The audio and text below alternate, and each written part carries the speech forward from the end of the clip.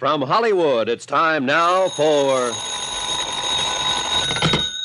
Johnny Dollar. John, this message I found when I came in. Yeah, Pete. Somebody took a couple of shots at your $50,000 client, Mike Flynn. Well, will he die? From the looks of things last night, he may pull through, in spite of the 2 slugs in him. I hope so.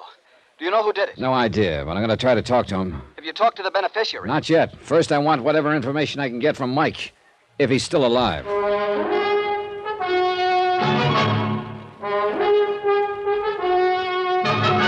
Tonight and every weekday night, Bob Bailey in the transcribed adventures of the man with the action-packed expense account, America's fabulous freelance insurance investigator. Yours truly, Johnny Dollar.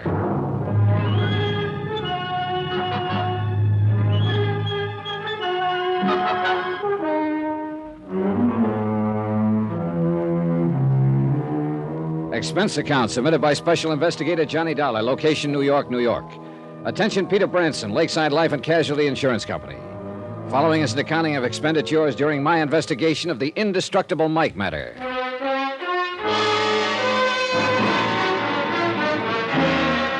Expense account item 6, 55 cents. Taxi to the neighborhood of the Glad Hand Rescue Mission, where Daddy Bill, the general factotum, had promised to take the best of care of Michael Jeremiah Flynn. He'd given Mike a room to himself on the second floor, and what a room. What wallpaper was left hung in shreds from the cracked plaster. The shades on the dirty windows were tattered and torn. A single bare fly-speck light bulb hung on a cord from the ceiling. The floor was bare, and the only furniture was a battered chest of drawers, an ancient washstand with a cracked pitcher and bowl, and a sagging iron bed on which old Mike Flynn lay. Come in.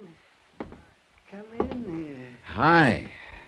Well, you must be the man who helped me into the mission last night. Yeah. My name's Johnny Dollar.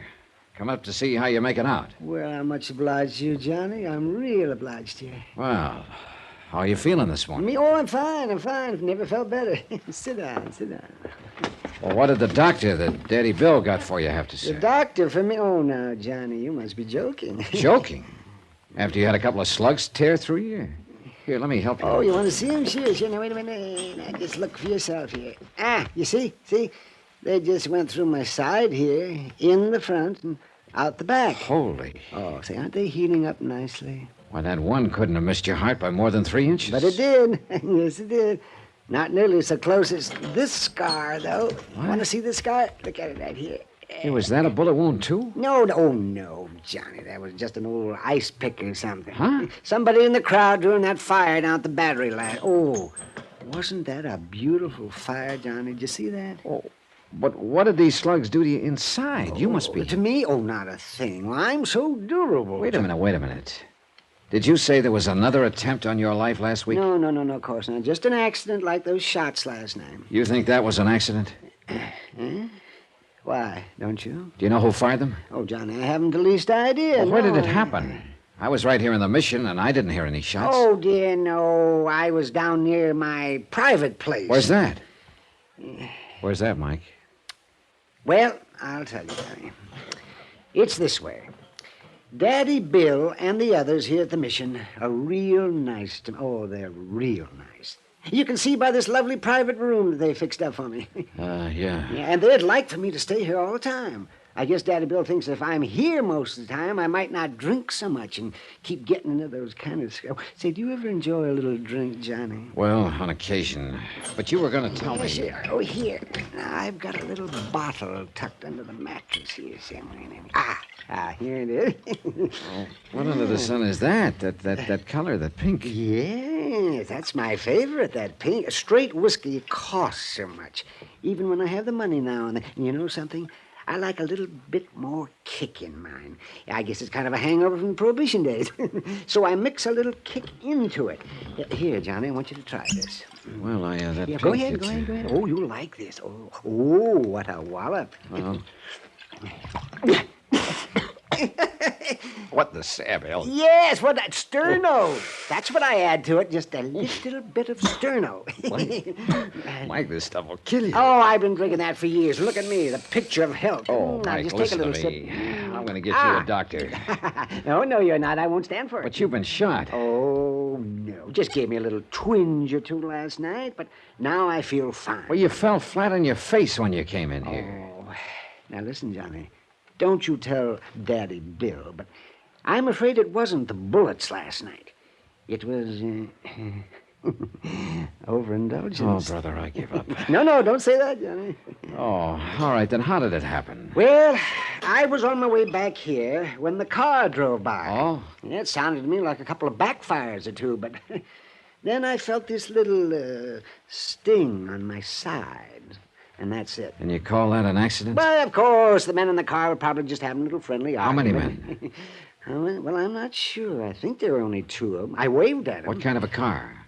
Black. Well, what make, could you tell? Well, it was shiny and it was new. See, I wish I had a car, Johnny. Well, look, Mike, I'm on a level with you. Oh? I'm an insurance investigator.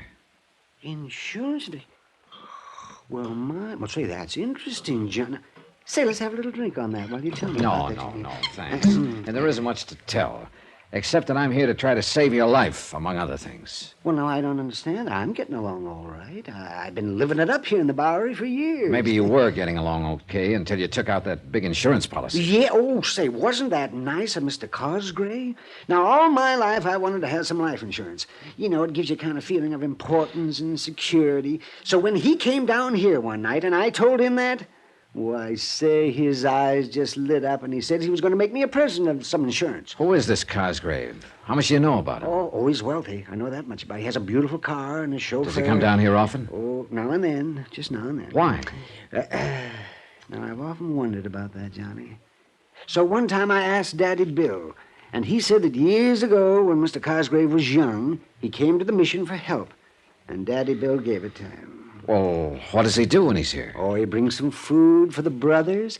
The brothers, that's what Daddy Bill calls us. And some money, and he always gives jobs to a couple of men who've drifted in here. What kind of jobs, Mike? You know, that's something I don't know. You see, they never come back here again. Maybe it's because they can't. What's that? What'd you say, Johnny? Mike, I'm going to give it to you straight.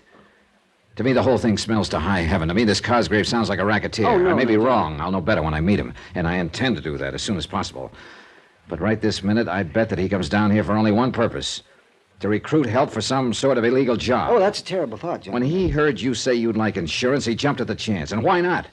Let you name him as beneficiary and then have you knocked off. Oh, no, Johnny. That ice pick in your side was no accident, Mike. No more than the shots at you last night. But he's been so nice. Sure, of course he has. He can afford to. After all, your body's worth $50,000 to him.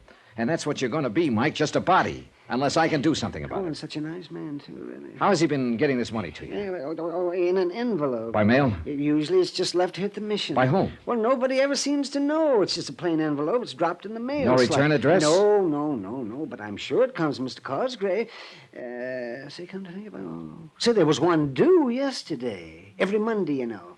But Daddy Bill said it didn't arrive. Well, maybe it'll be here today. And you know something? I'd like to see it delivered. No, you can't kid me, Johnny. You'd like to see who delivers it.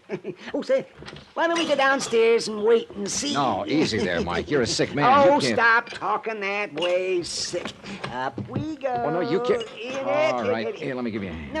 No. I'm all right. Oh, say, look at that.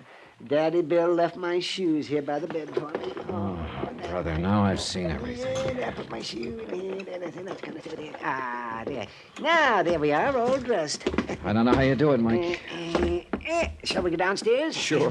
Lead the way. All right, here.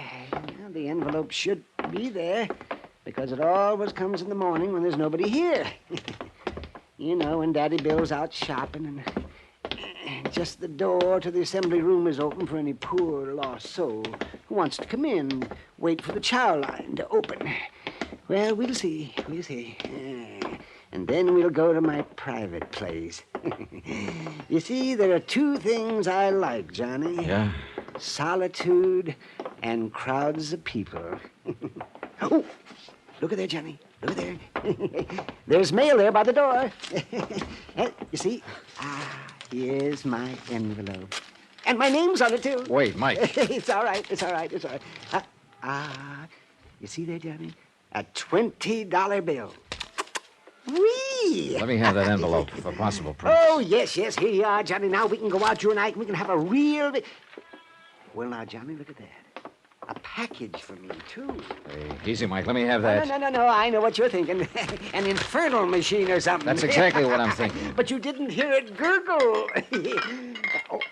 Well, look at there, Johnny. Well, joyous be. One for you and one for me. Easy, Mike. I want to carry this one in the wrapping paper. Oh, fingerprints, huh? That's right, Mike. I'm going to take you back upstairs and lock you in your room. You're to stay there. Let nobody in, not even Daddy Bill, until I get back here. But do what I say. And just remember that I'm trying to save your life.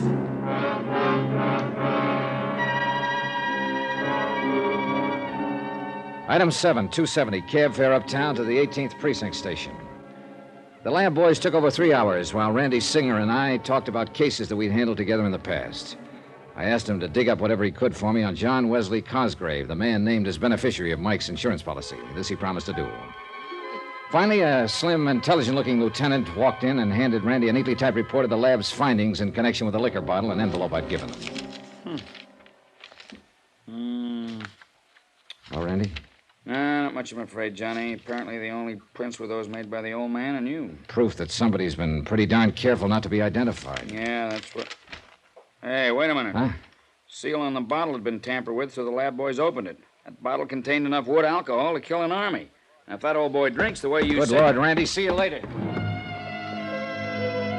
Item 8, $10 even. Taxi fare and tip back to the Glad Hand rescue mission. I don't know how the driver did it, but he skinned through practically every red light on the route. And I soundly cursed myself for having left Mike with the other bottle. The place was apparently still empty when I pounded up the stairs to the second floor in Mike's room. At least he kept his room locked as ordered. Mike! Mike! Mike, are you all right? Mike!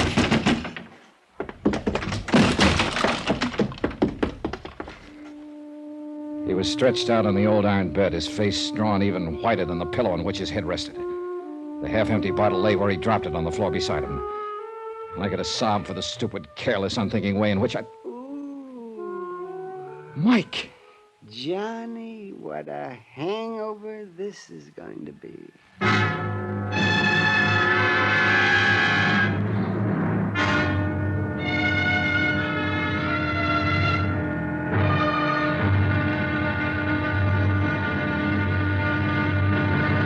Now, here's our star to tell you about tomorrow's intriguing episode of this week's story. Tomorrow, the would-be beneficiary of Indestructible Mike turns out to be a very interesting and dangerous man.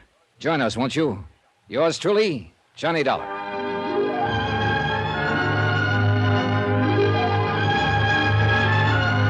Yours truly, Johnny Dollar, starring Bob Bailey, is transcribed in Hollywood. It is produced and directed by Jack Johnstone, who also wrote tonight's story. Be sure to join us tomorrow night, same time and station, for the next exciting episode of Yours truly, Johnny Dollar. Roy Rowan speaking.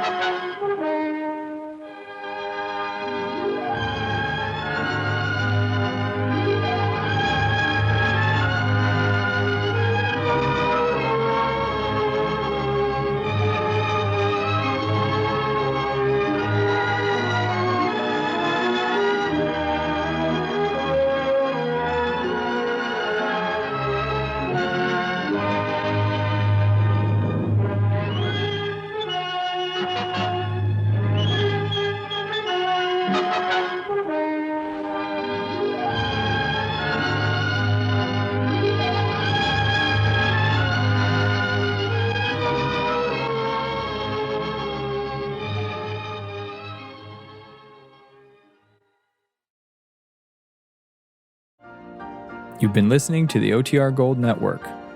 Find more classic radio at otrgold.com.